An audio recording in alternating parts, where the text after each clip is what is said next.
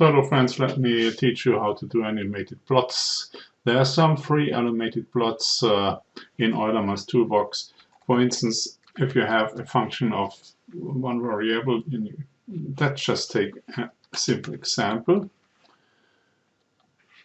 Then it would be plotted like this, and if you add user, the user can in fact move the plot window to the left and right.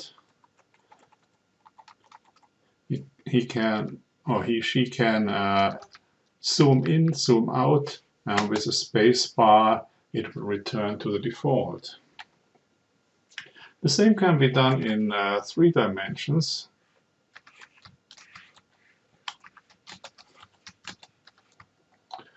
With the user.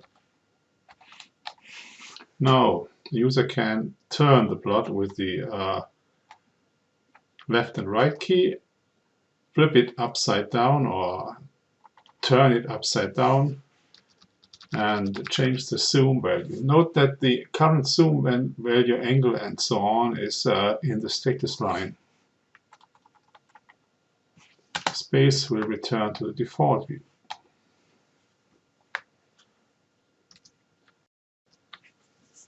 The old version of Euler Math Toolbox, when things were slower, used a trick called animate. I'm going to demonstrate that to you. Animate is explained here. It animates pre-computed frames with a delay of d. Default is 0.1 in seconds. And to create the page, you have to call delete pages, then add page 1 for one page, and add page for every other page that you want to animate. The simple trick, for instance, is used by rotate. So this is the rotate function, which rotates a 3-dimensional plot in n steps with this delay d. So let's take that plot, for instance, and make it a function. For instance, something like this should work. So we just plot it, and not user is not the right way to do that. And now we rotate f with a delay of 0.1 and maybe 100 steps. So here's an example, the double pendulum. This Wikipedia link shows the article about the double pendulum in Wikipedia. And the function which we have here is just a differential equation, which we solve by this ODE function, and we can now plot the complete solution, which doesn't show very much. It's the trace of the edge of a double pendulum, but you can't see anything. So let me demonstrate what the animation does.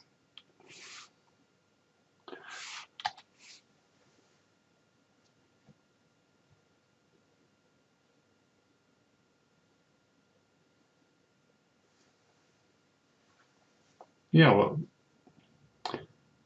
it's just an animated pendulum without any friction, as you see, and it will dance like this eternally in an almost chaotic way.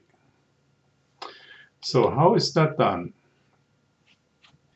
So the solution has been pre-computed, TS. The animation function works like this. You get 2 parameters, which are the values that have to be drawn, the 2 angles here, and it does in a loop the pre-computed angles.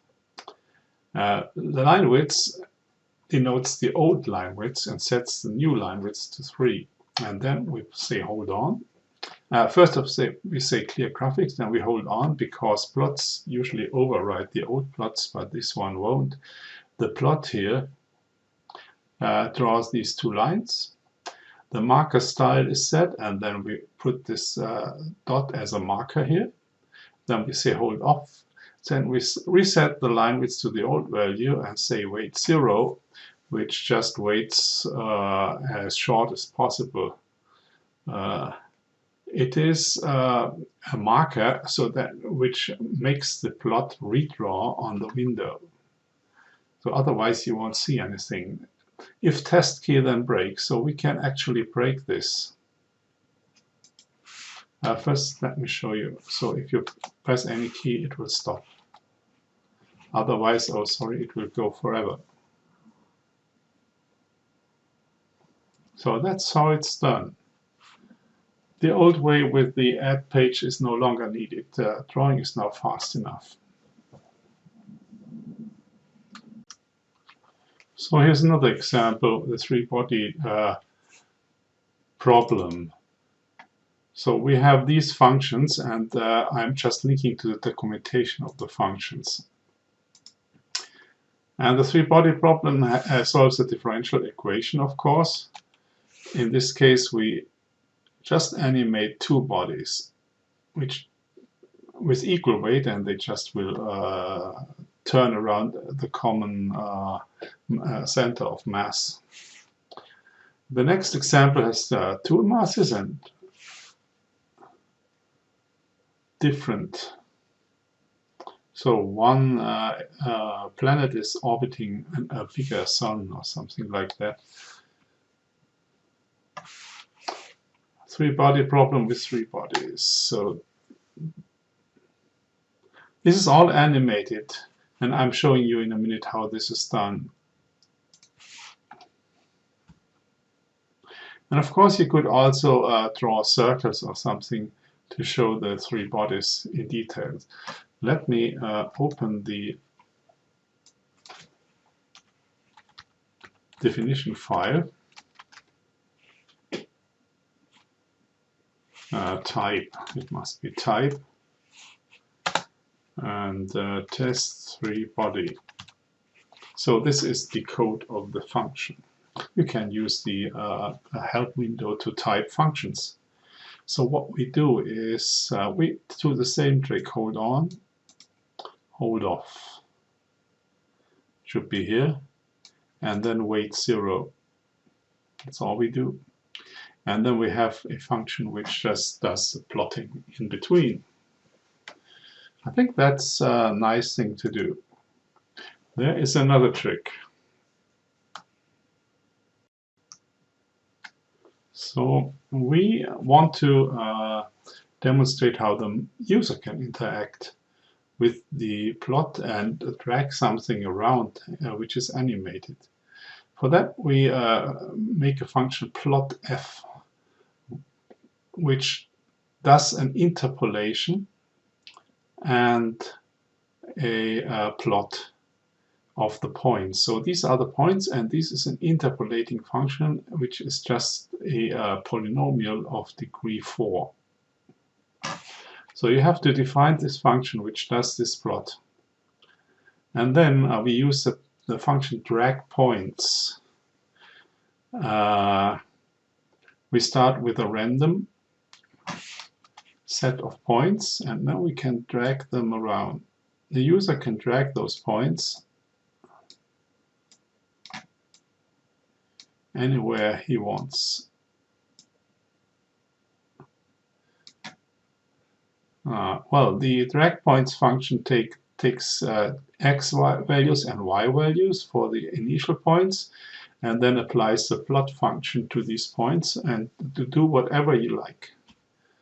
Yeah, how is the drag points function working?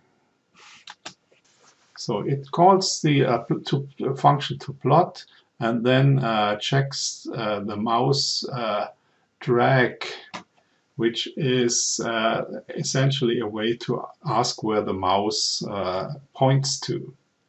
And then it does the update the points and redraw everything, and then it starts again. That's all it does, actually. The plot function must make sure that the screen is completely redrawn in any way you like this one. Yeah, this is another trick to make animated plots. and study that, and you will see that there are nice ways in Euler Math Toolbox to do such things. Here is still another way. It's all in the tutorial of Plot2D. Drag values. You can drag these values up and down. It's also done the same way using mouse drag and just a loop, checking where the mouse actually is. So if you drag here, it does do nothing, and here it drags those two values. And if you want to do such functions on your own, just study the code of this drag values function. It's a bit more complicated, of course. Thank you for watching this video.